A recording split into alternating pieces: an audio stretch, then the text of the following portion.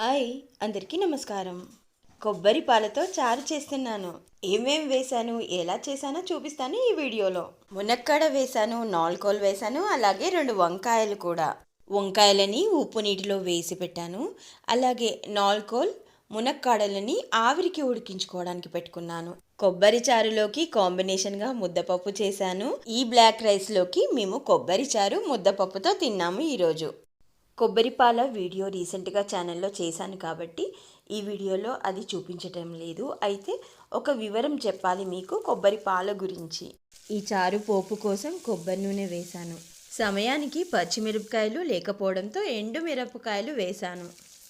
పోపులో గమనించారు కదా, జీలకర్ర, ఆవాలు, కరివేపాకు, పుదీనా. ఈరోజు కావాలని మెంతి పొడి వేయలేదు ఇందులో. కారణం చెప్పలేను, వద్దు అని అనిపించింది అంతే. ఉప్పు నీటిలో వేసి పెట్టిన వంకాయ ముక్కలను వేసుకొని, అలాగే పసుపు, దంచిపెట్టుకున్న పసుపు, అల్లం ముద్ద. వంకాయ మగ్గడానికి ఎంతోసేపు పట్టదు, 2 నిమిషాలు ఒకసారి కలిపేసుకొని. మళ్ళీ కొబ్బరి పాలతో కూడా ఉడుకుతాయి కదా, చాలాసేపు ఉడికితే మెత్తగా అయిపోతాయి. అందుకోసం 2 నిమిషాలు మగ్గించిన తర్వాత ముందుగా ఆవిరికి ఉడికించిన ఇవి కూడా సెమీగానే ఉడికాయి, పూర్తిగా కాదు. ములక్కాడ అలాగే నాల్కోల్ అన్నీ కలిపి మరో 2 నిమిషాలు మగ్గించిన తర్వాత కొబ్బరి పాలు వేసుకోవడమే.